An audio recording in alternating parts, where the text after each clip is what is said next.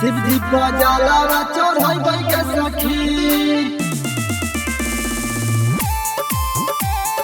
presented by Rajaji Films। शिवजी बजाला चढ़ाई के सखी। आगे पियवा हो गई टोटो के ड्राइवर के सखी। ड्राइवर के सखी, ड्राइवर के सखी।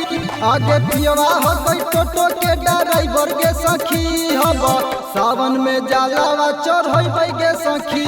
हम शिवजी बजाला चढ़ाई के सखी। बाबा से अरजी लगई के सखी। बाबा से अरजी लगई के सखी। हम सावन में जलावा चढ़ाई के सखी। हम शिवजी बजाला चढ़ाई के सखी। शिवजी बजाला चढ़ाई के सखी।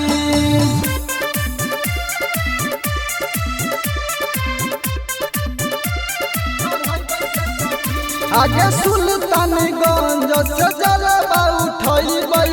रहिया में बोलब बोलत चली जइबै। रहिया में बोलब बोलत चली जइबै। बोलत चली जइबै। आगे सुल्तानगंज से जलवा उठैबै। रहिया में बोलब बोलत चली जइबै। सासु नदिया संगे जइबै के सखी। हम सावन में जलावा चढ़ाई के सखी। हम शिवजी बजाला चढ़ाई के सखी। बाबा से अरजी लगई के सखी। बाबा से अरजी लगई के सखी। हम सावन में जलावा चढ़ाई के सखी। हम शिवजी बजाला चढ़ाई के सखी। शिवजी बजाला चढ़ाई के सखी।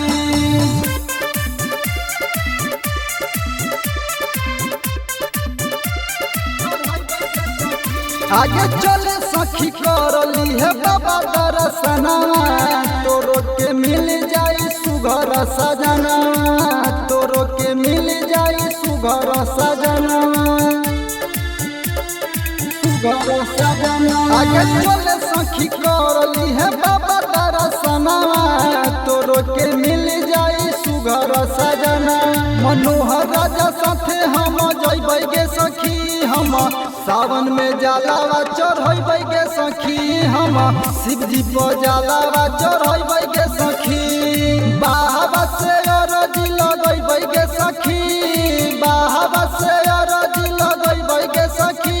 हम सावन में जलावा चढ़ाई के सखी। हम शिवजी बजाला चढ़ाई के सखी। राजाजी रिकॉर्डिंग स्टूडियो, पहाड़पुर, राघोपुर, वैशाली।